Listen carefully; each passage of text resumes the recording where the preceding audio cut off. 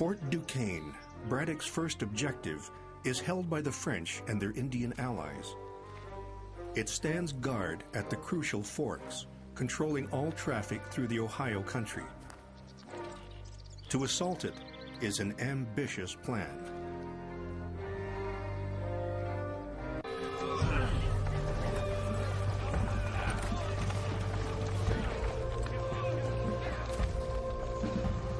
In June of 1755, Braddock's march to the Ohio country finally gets underway. A long, thin column of wagons, artillery, horses, and camp followers, 4 miles long.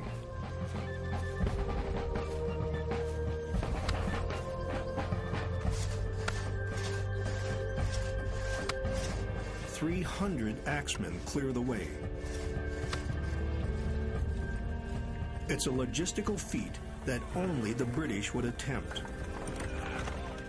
Marching an army through 100 miles of dense forest, steep mountains, and muddy river crossings.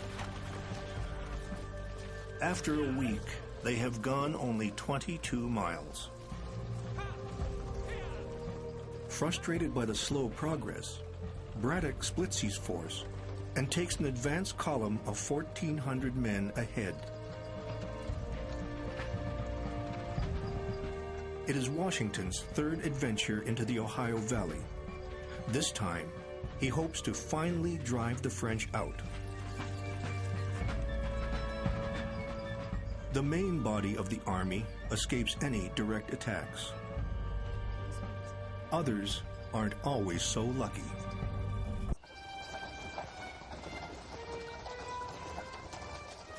After 3 grueling weeks, the British Army finally approaches the Monongahela River, just a few miles south of Fort Duquesne.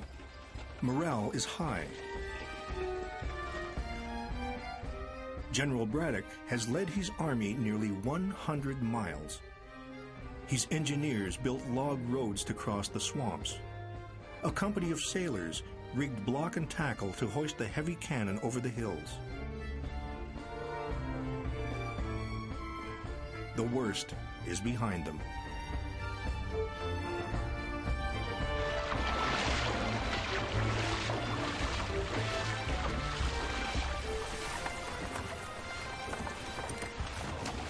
Once they reach the fort, nothing can stand in their way. It is my hope that this evening we will be drinking a toast at Fort Duquesne.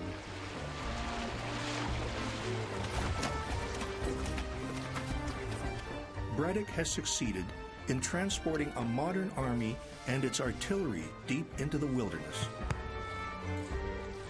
Washington is impressed. This is the kind of British officer the young Virginian aspires to be.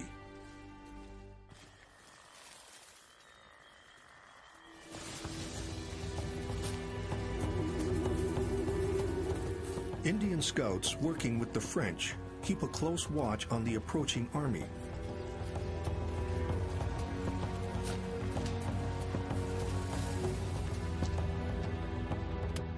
When word reaches Fort Duquesne of the advancing British column, the French realize their only hope is to ambush the British as they cross the Monongahela River. But their Indian allies balk, unwilling to take on the large enemy force. The French captain Léonard de Beaujeu dons Indian war dress and paints his face, a gesture of solidarity the British would never consider.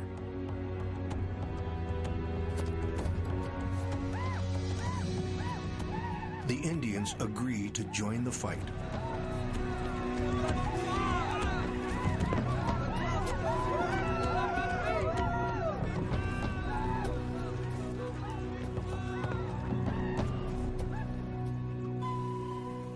At the front of the British column, George Croyan, a Pennsylvania trader, leads the 7 remaining Indian scouts, moving quickly the last few miles toward Fort Duquesne. Captain Beaujeu's force of nearly 900 Indians, Canadians, and French regulars moves just as fast toward Braddock's column, still hoping to catch them at the river crossing.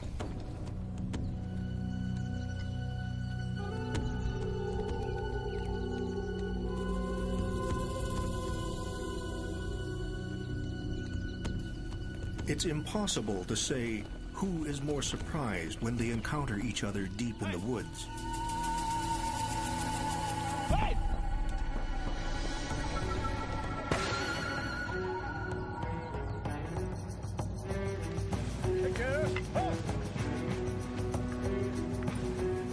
The elite British Grenadiers move forward.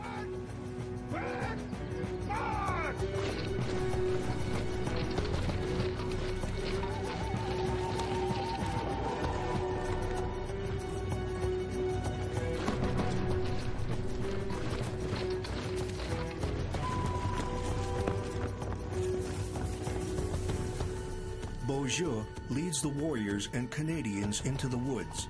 He'll fight the battle the Indian way. In the beginning, it looks as if the highly disciplined British will prevail. Their volleys prove deadly immediately. Beaujeu is one of the first to fall.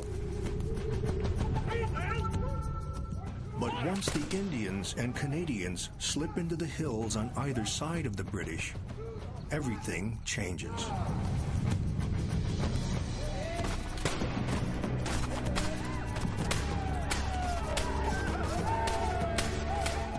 Washington and the other officers struggle to keep their men in formation.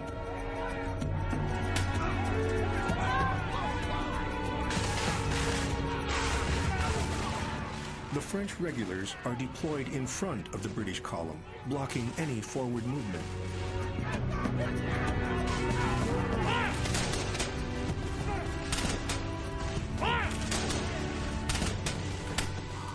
While the Indians and Canadians snipe at them from both sides. The British start to fall back, but on the narrow forest road, they collide with the troops behind them. Chaos ensues.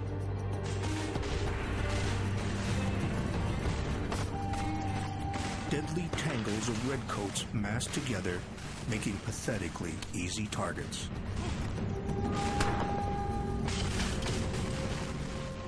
The artillery proves useless in the dense woods.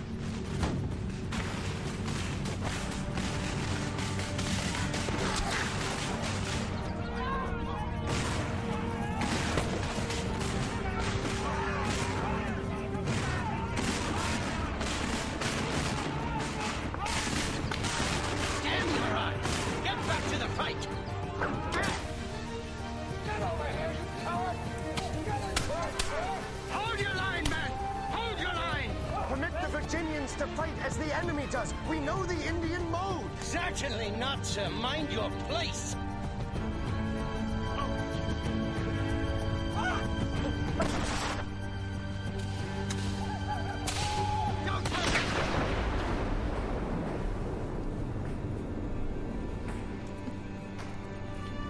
The general's been hit!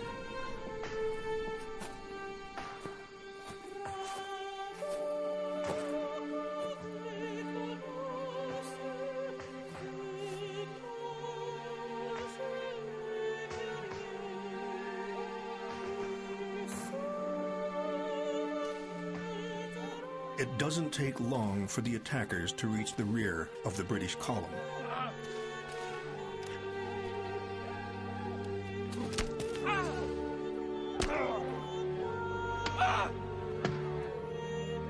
It is said that of the 54 women who marched with Braddock's army that day, only 4 returned. No! No! Some of the missing would turn up in Canada, ransomed from the Indians by the French.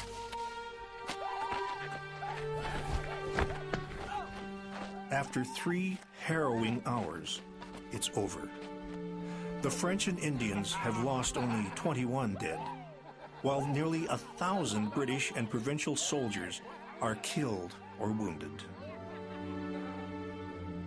Washington has had several horses shot out from under him, but is unhurt. What's left of Braddock's army makes a desperate retreat.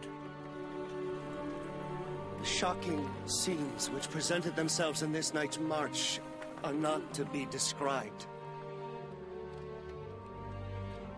The dead, the dying, the wounded, the groans, the lamentation, the cries of the wounded for help along the road were enough to pierce a heart of adamant.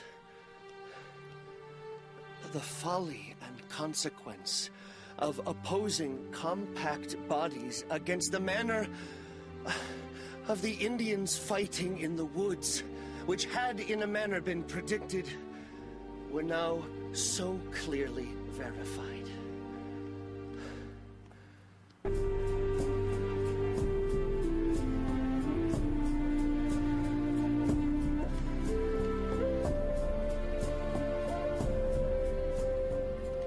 The French know they owe this victory to their native allies.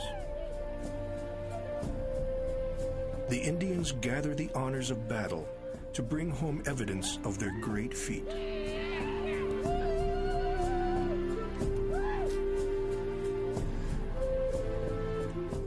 In European warfare, the victors might have pursued the fleeing British to crush them altogether. But here in North America, the native peoples have different aims. They're not fighting to secure an empire. They're just trying to drive the invaders from their land. For now, anyway, the battle is over.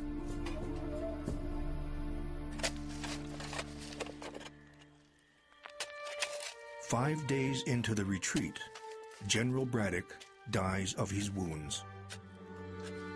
At an encampment near the Great Meadows, the brave but unfortunate General Braddock breathed his last.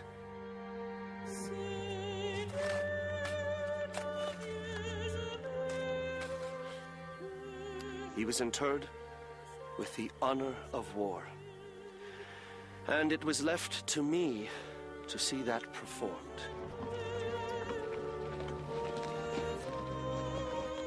He was deposited in the road over which the army, wagons and all, passed to hide every trace, lest the entombment be discovered.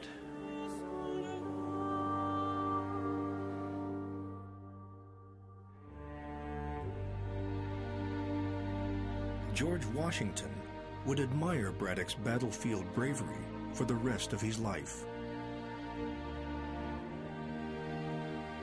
The general's brass-barreled pistol and bloodied sash would hold a place of honor at Mount Vernon. A long, thin column of wagons, artillery, horses, and camp followers 4 miles long.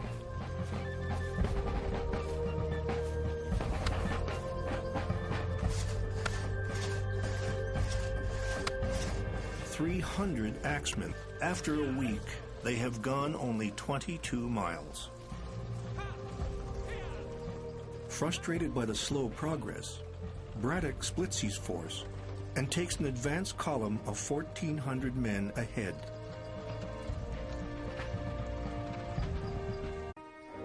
Fort Duquesne, Braddock's first objective, is held by the French and their Indian allies.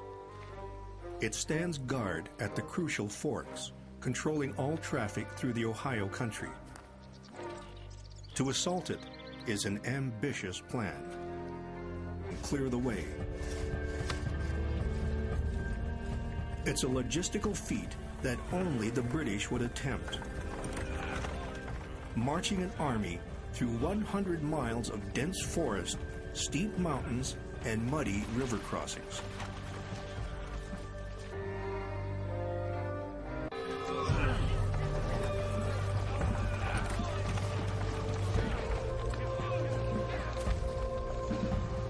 In June of 1755, Braddock's march to the Ohio country finally gets underway.